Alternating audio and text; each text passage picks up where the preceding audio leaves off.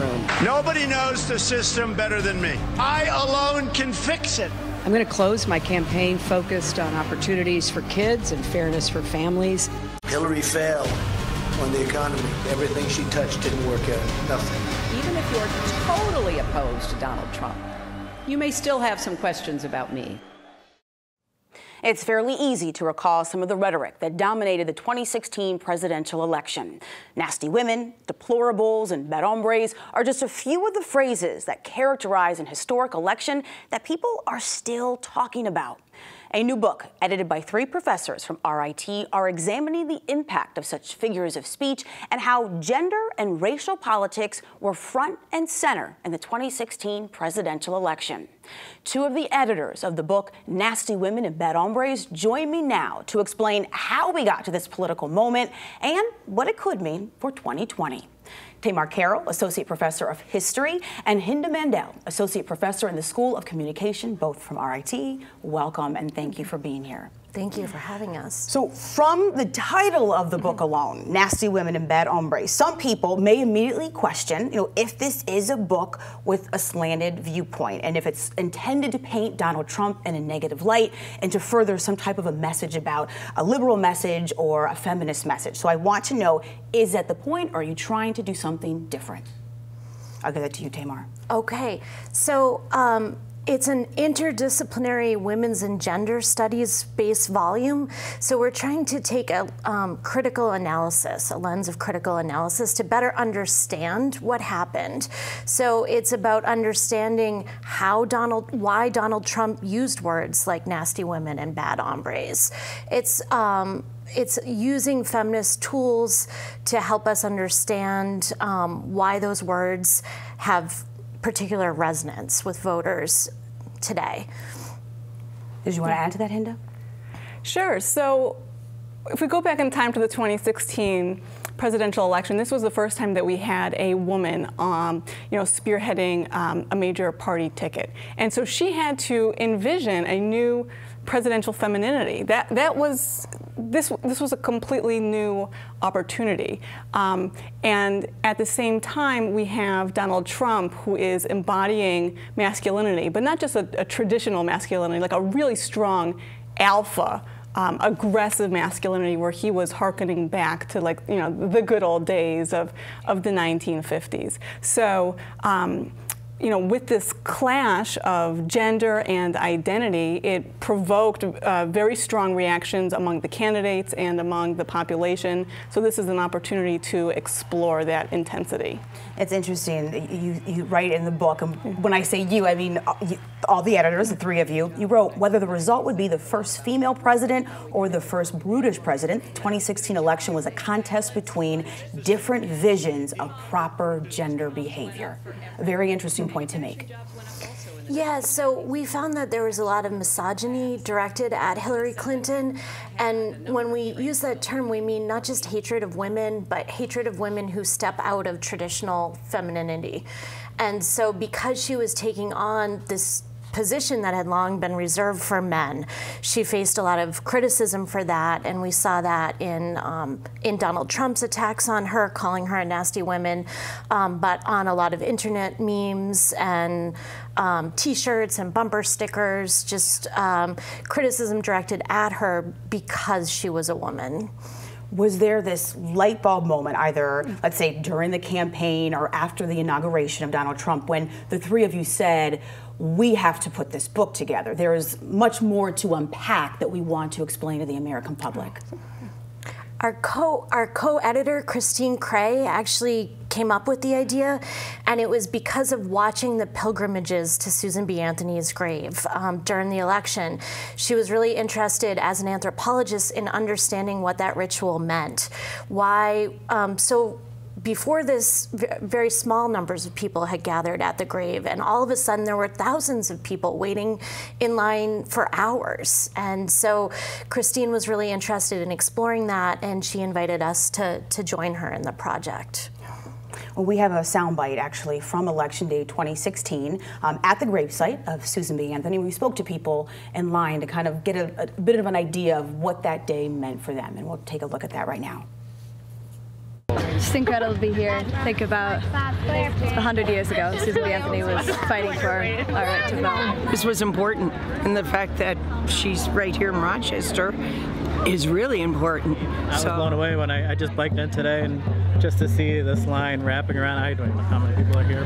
Well, I feel very privileged today because I was off for work today, so I'm very excited about that. I was very excited to participate in the festivities of today, and it's just so important today, especially with the possibility of the potential first woman president tomorrow. I think she would be ecstatic to see all these people here today, especially all the women thanking her for helping us get the right to vote. I mean, I just, as see my shirt, part of the LGBT community, so for sure, for me, this is a vote to keep equal rights. I don't want to move back to a country where, you know, it was black and white. I want to move to a country where, you know, as Hillary said, stronger together. So basically, my vote is just basically to hopefully, everyone can work their differences. In addition to gender, race, another big focus of this book. In particular, you talk about the intersection between race and gender in the 2016 presidential election.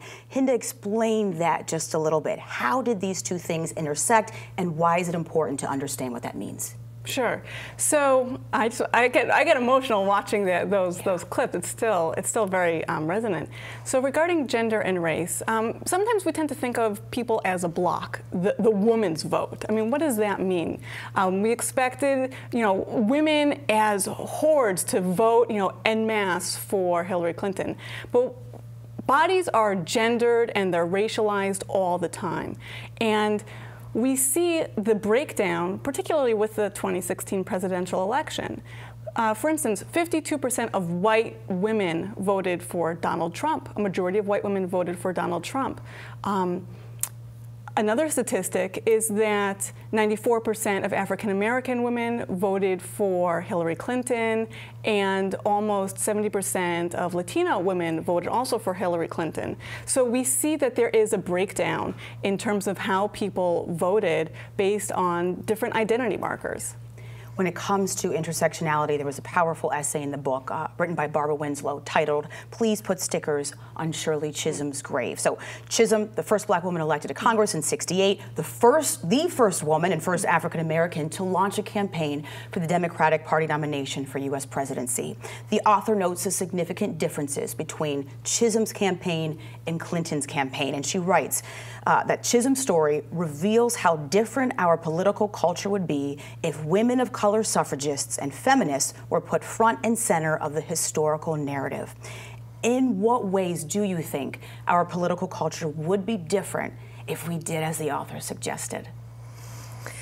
Well, Chisholm was really focused on making things better for all Americans in her campaign. So she was focused on, for example, eradicating child poverty. And I think if we recall her memory and what her goals were, it might shift the meter today and enable us to again focus on making things better for all Americans. Well, another topic of the book was the myth of immigrant criminality. And this was really created by Donald Trump when he promised during the campaign to build this big, beautiful wall, meaning bordering Mexico. And it was reported quite a bit that he misused data about criminal offenses in terms of undocumented immigrants.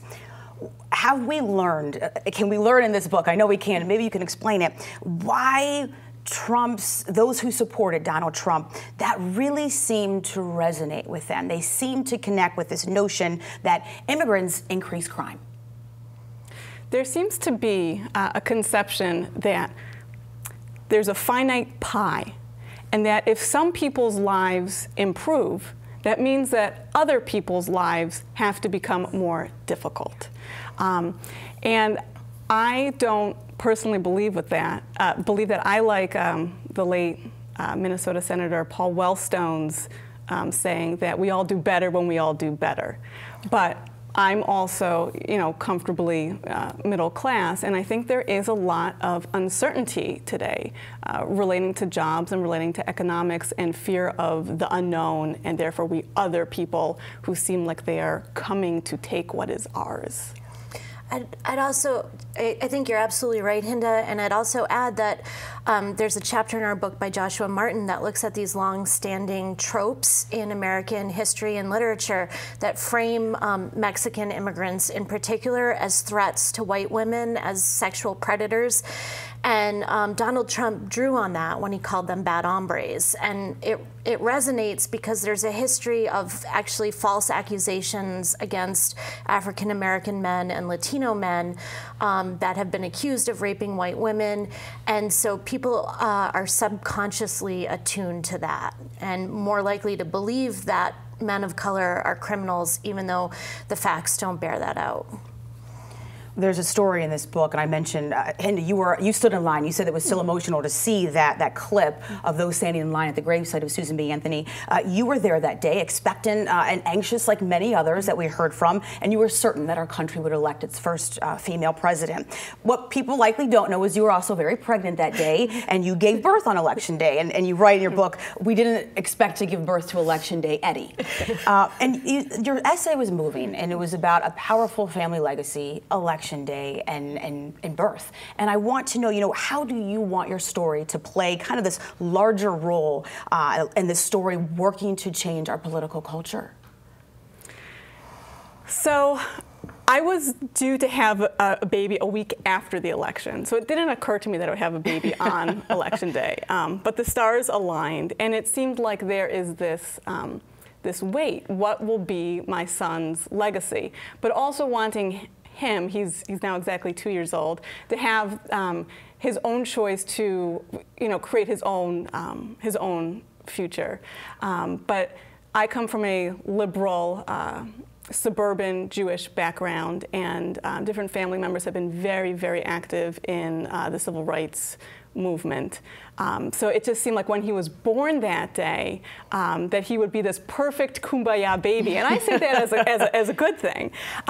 But he actually came into this world literally as the electoral map was turning red in favor of Donald Trump. And it was just too overwhelming for me because I believed, due to the polls, they showed that, Hillary Clinton had this for a lock. It just didn't occur to me that he would be born under a Trump presidency. It was supposed to be, he was conceived, when we had our first African-American president, and then, born on the day of when the first woman president was elected. So it made me think, though, about all the other babies who were born, who had, different color skin than him. And I remember walking down the hall in Highland Hospital after he was born, and, they have all these stock images of babies of all different colors of the human rainbow, and just, again, getting very emotional about what's their life going to be like.